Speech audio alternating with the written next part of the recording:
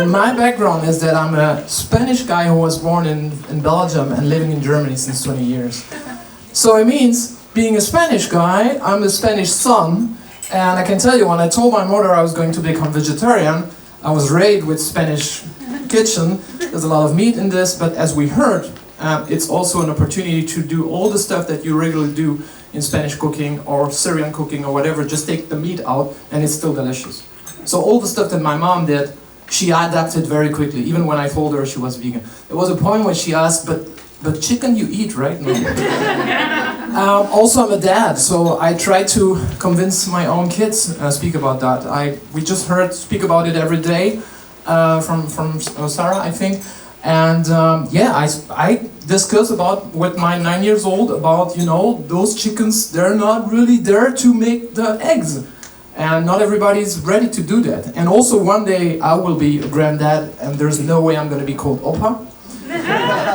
So I will keep on doing this. Number two, your industry. We all are in different industry. I am, for example, I'll come later about the politics, but I'm also from, professionally, I'm a software developer. So I'm a nerd, I'm a technical guy. I'm a mobile developer since 2008. So I usually speak in front of a lot of people at tech conference, and I speak about them about ethics. So, and they are very surprised because all of a sudden the guy is not speaking about the latest technology, but about veganism, for example.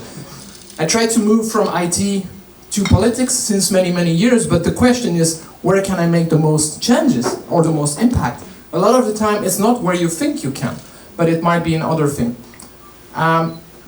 Number three, don't be shy. Ask, try, and normally now there is sound. Oh.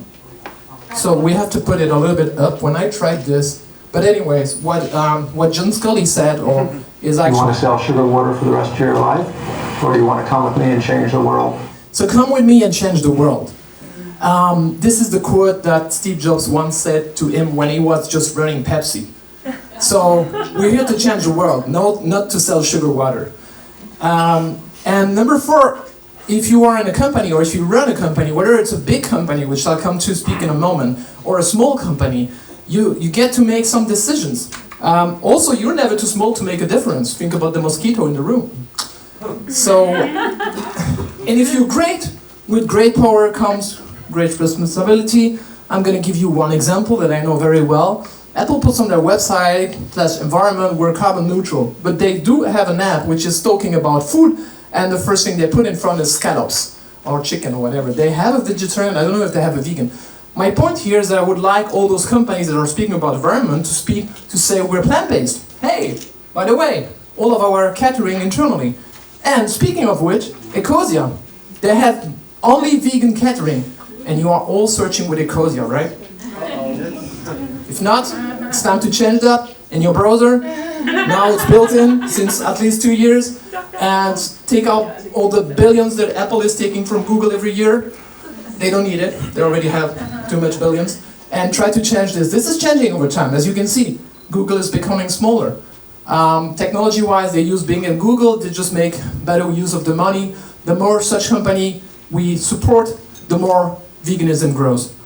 And yeah, let the world be a purpose-driven world, because there's a lot of those purpose-driven companies. Fairphone is another one. I really love the kind of work that Fairphone is doing. So this is Christian Kroll. This is the boss of Ecosia. And so, yeah, if you start a company at one point, be the next Christian Kroll. Please do not be the next Jeff Bezos or Elon Musk. If you can be, yeah, again, like that CTO that offered vegan catering, because if you hire a cook, I'm going to tell you a funny story. I once worked in a company, it was a very small company, 20 people, all in the same house, and there was one person in the team.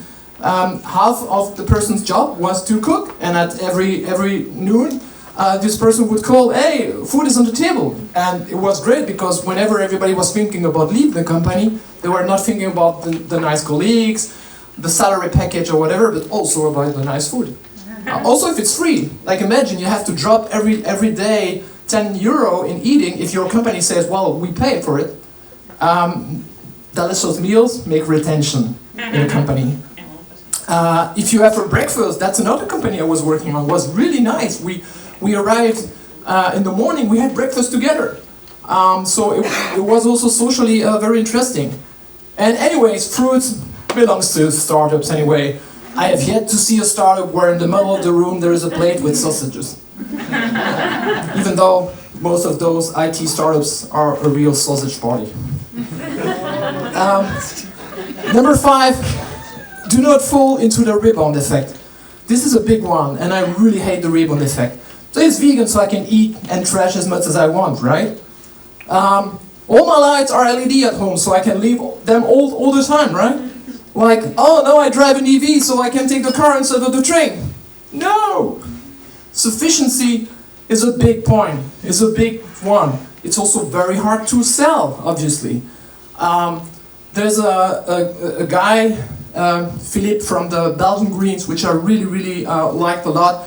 Now he stepped out of politics, but he was pushing this, and it was a really hard thing. So let's try to, be more sufficient. Music, art, if you are into this, if you have a stage, use it. I'm gonna drop you some names. As you might tell by the way I'm holding my mic, I'm a hip-hopper. Those guys, Reza, Jeza, Killer Priest, the Wu-Tang Clan, they sound like very like, Wu-Tang Clan, they're all vegan. MC Light, will.i.am, all vegan. Moby, Stevie Wonder, Lenny Kravitz, all those people, Billie Eilish is very bold about this. So you might not be Billie Eilish, but you might have a scene. Joaquin Phoenix is a huge defender of animal rights. Michelle Pfeiffer, Natalie Portman, you have a stage. Number 7, I told you I am into politics. I'm a local politician since 2011. Like my second city council since 2014.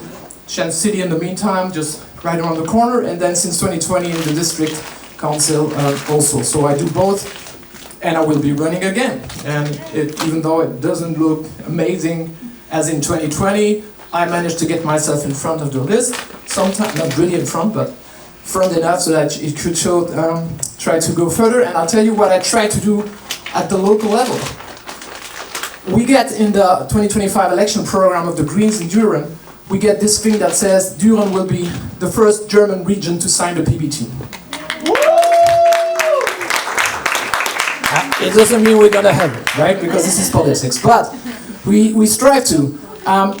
It's very similar to what we did with sponsoring CI. The city of Düren is donating every year 5,000 euro to CI. And it's even more important since yesterday, or today, I don't remember, because the German government decided that they're not going to fund anymore saving life. So the gist of it is do it at the local level, it's always working better. We also write that the administration will organize its own event, plan-based as well as regional and organic, because I've been into those events where they speak about climate change, and then there's meat coming. So it doesn't make any sense. And the last one, this is a big one, a very important one, we want to have plant-based options for kids at schools and kindergarten. It's a real struggle if your kid is not eating meat, well, a lot of the time he's just eating the rest of the meat. Number 8, if you're working in administration, well, it turns out you have it in your hands. You can change things at scale. You don't necessarily need politics. You might have politics stopping you on your course, but you could do a lot of the things automatically. Also, people that are switching careers. You know, people that are coming from an NGO, for example, going to the administration or going into politics or whatever.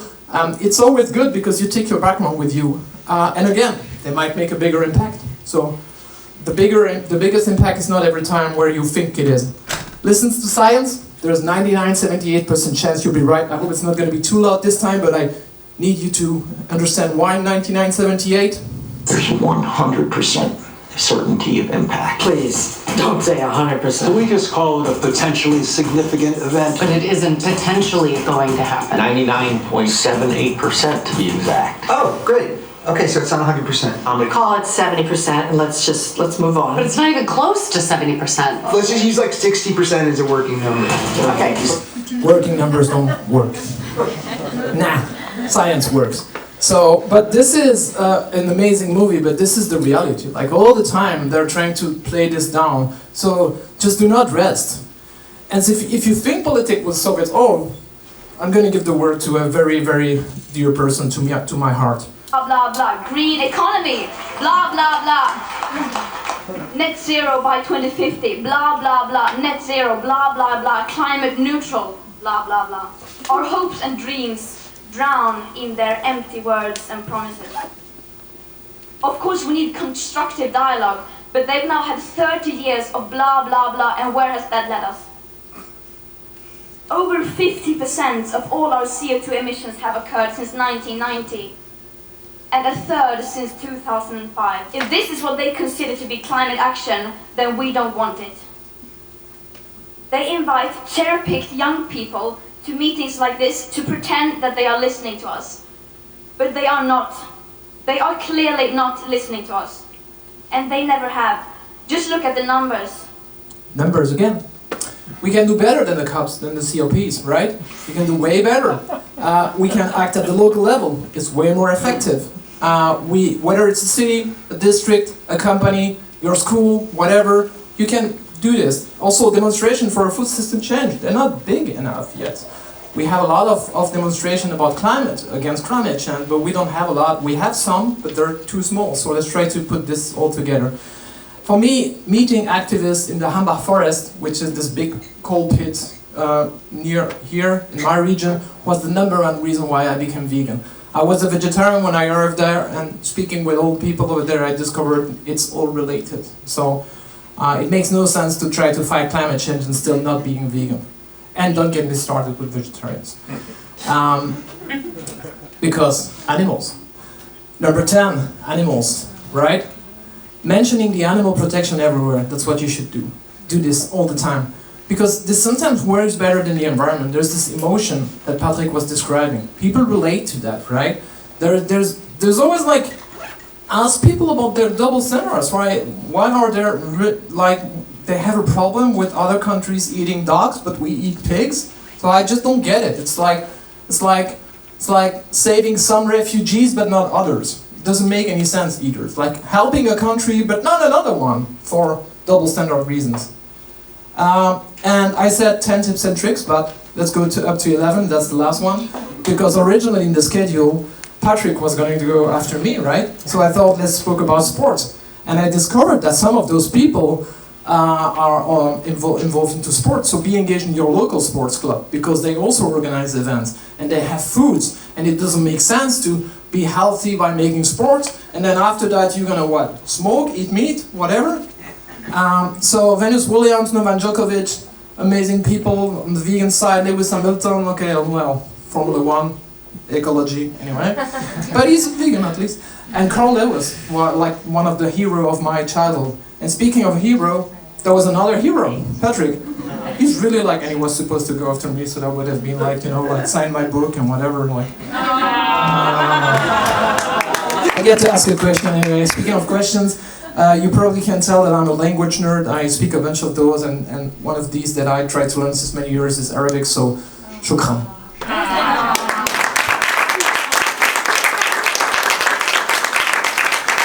Merci beaucoup. Any questions?